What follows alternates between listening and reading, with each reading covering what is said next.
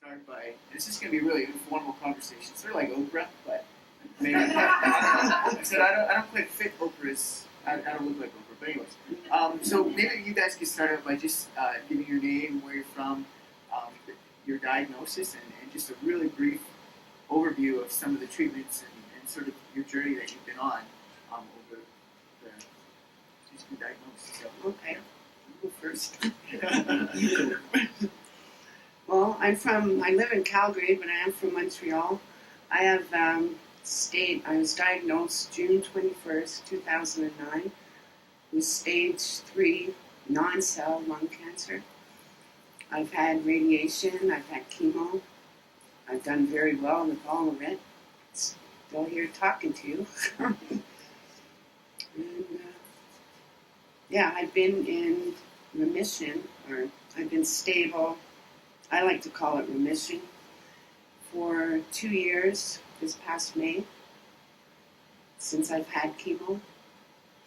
So, and I go for tests every 2 months for CT scans, and so far so good. I just hope it keeps up. Yeah. It's like a real talk show. This is great. It's like a real talk show. We don't even need an applause song. All right. Hi, my name's Wendy, and I was diagnosed June 4th, 2009, with stage 3 lung cancer. And I had surgery on one of those. With a stage 3, I had an entire lung removed. And I'm still here to tell the tale. I had a little bit of chemo, did not finish it. But I have been just fine because I got the whole tumor, thank the good Lord. And life is good.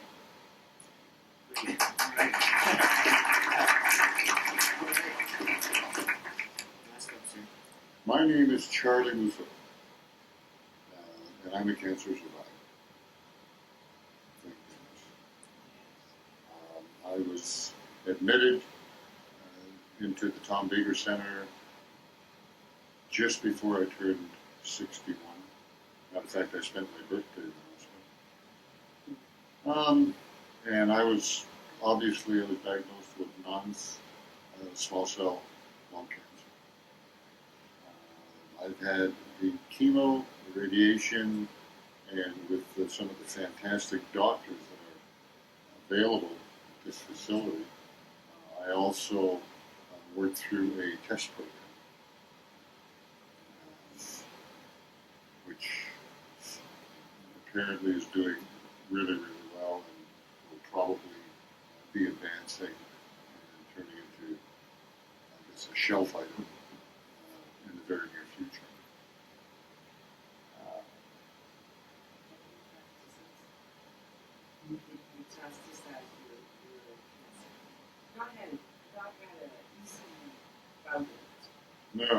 No, it hasn't been a cakewalk.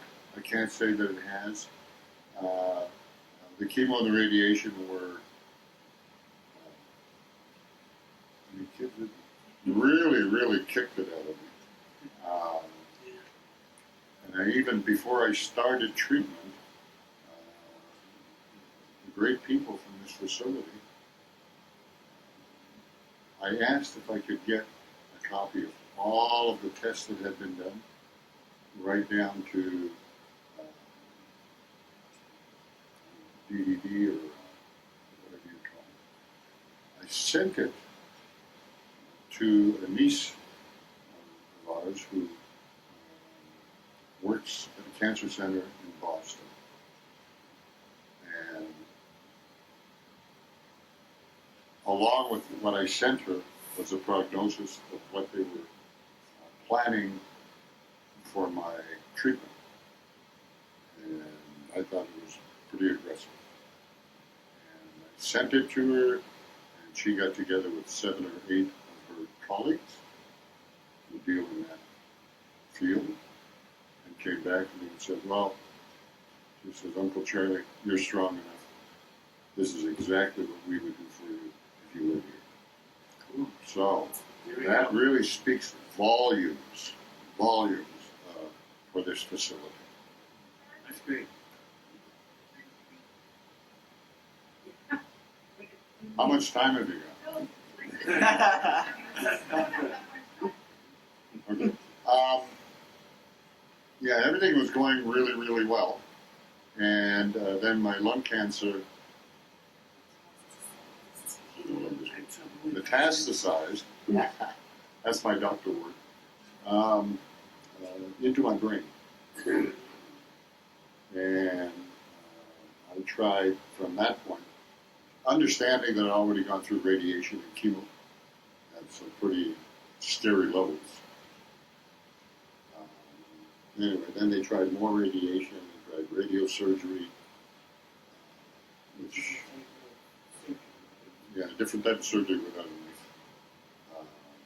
Anyway, so that really didn't work out too well, and so they booked me for the real surgery here and here. And they were really concerned about this, more because of losing speech. As you can see, I can still talk the leg off right inside. You won't. Let's hear it for Charlie. Yeah.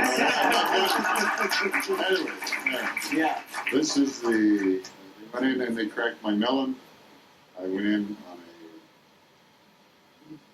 I had surgery on a Thursday, and they let me out in less than 24 hours. Wow, it's pretty quick turnaround. So, it doesn't mean that there's no side effects or things that you don't know about, because we're not doctors. But you take it a day at a time. Make sure, if you can, that you're with your friends and family, and they give you the type of support that I've had from my wife for 44 years. Lisa, even two surgeons, or one surgeon, came by to see me today before coming in here. She had to go out to a meeting. So, just get in there and give it up. So, always be positive. Am I cutting into your time? Yeah, I'm going to cut you off right now, because we're going to save those good comments for the end. Okay. All right. You'll have more time. So, Just let me- No. Anybody here does not like the Calgary Flames? Yeah.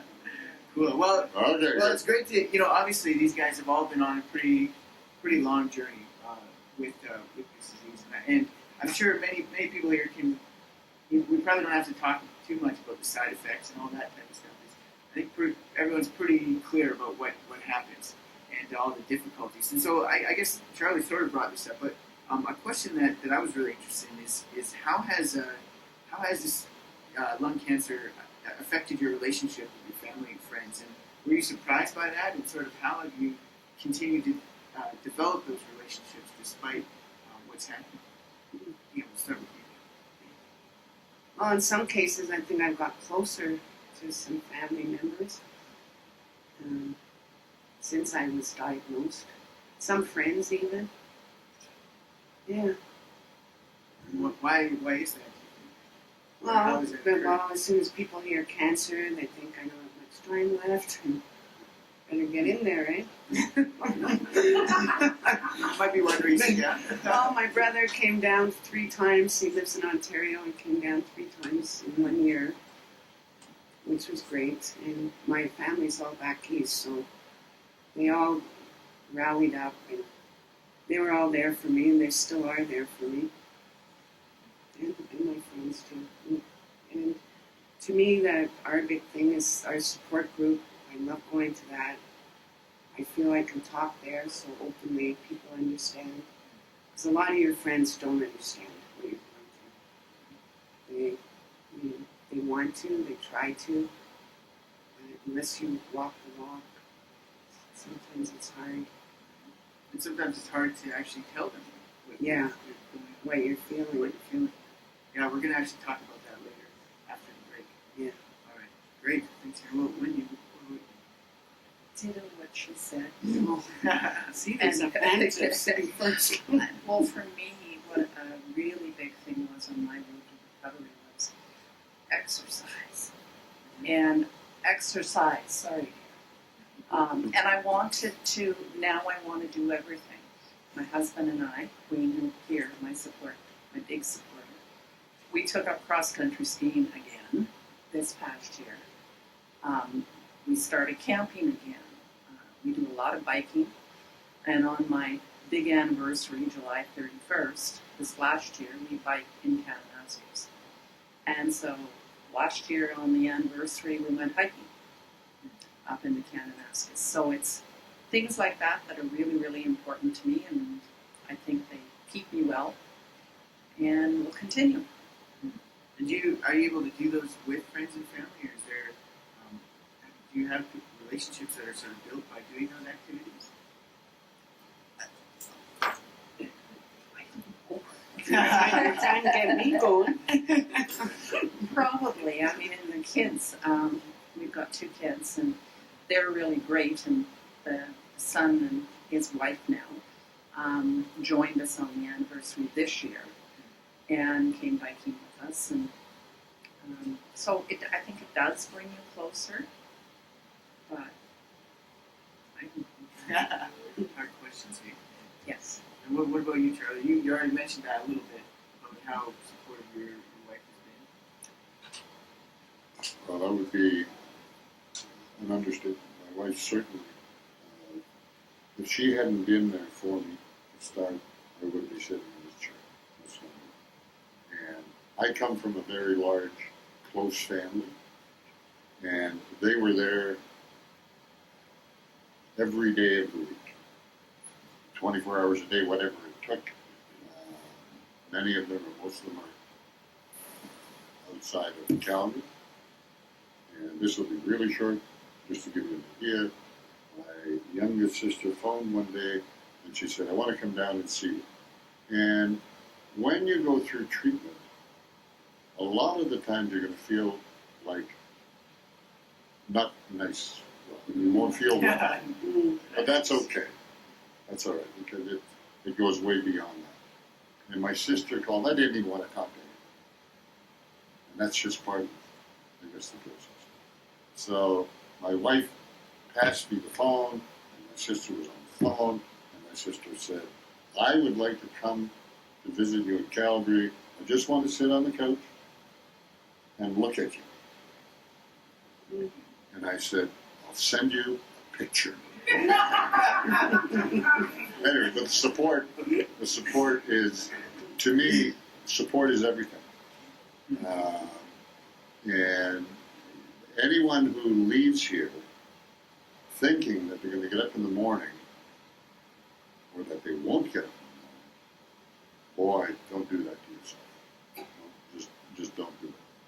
Make sure that your heart's in it, and always give it your best shot, 24 hours a day. It's amazing what the individual is capable of with that kind of support. Yeah, when those individuals are supported by their friends and family around them. Yes, it's Yeah. truly amazing. Yeah, I think that's really great for all the supporters here to know as well. You know, that you really make a profound difference in the lives of people facing this, and you need to be supported as well. So it goes both ways. It's both the people with cancer and the people supporting them. There needs to be that community. So if that's something that doesn't exist in your life, you know, trying to build that. For me and my wife, that was one of the best things that we did, was go out and try and find some friends to help us and support us, and our family did that as well. But we did have to work at it a little bit, because I was living in BC, and so I moved back here. I had no friends, so we sort of had to make some friends. So, all right. Well, we got one last question, then we got some food and some wonderful, I think, coffee and stuff like that. So I guess this is Charlie. Maybe we'll start with you. So I guess you've already said a few things, but if there was one thing that you would like to sort of leave with everyone here that has sort of helped you in your journey, what would that be? If you could just boil it down to one thing. You sort of said support, but if there's one other thing as well. I'll try to keep it short. I am not. I was raised Roman Catholic, and I'm not a Bible thumper. But in the last year or so, I'll tell you what, it sure feels great to get up in the morning and thank God that I'm still here. It's fantastic. There we go. Yeah.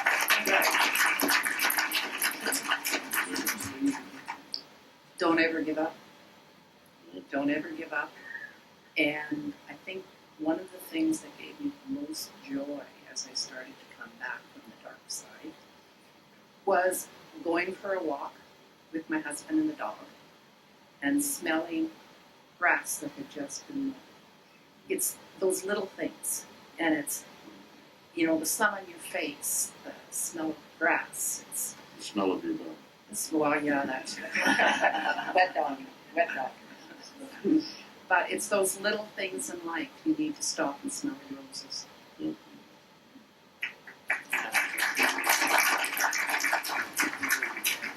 Well, I want to go back to the last question. My husband is my number one support. I don't want to leave him out. Okay.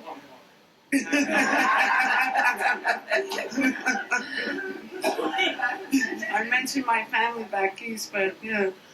Anyways, I would say don't give up hope. Yeah, I believe in miracles. I used to go to church. I've gone back to church now. Big thing for me is meditation. I do meditation and yoga. It's helped me a lot. And there's always new things in cancer changing, new clinical trials. There's always something new around the corner. And I don't know, survivors are an inspiration to me. My mother's had cancer 4 times and she's still with us. So just don't give up hope.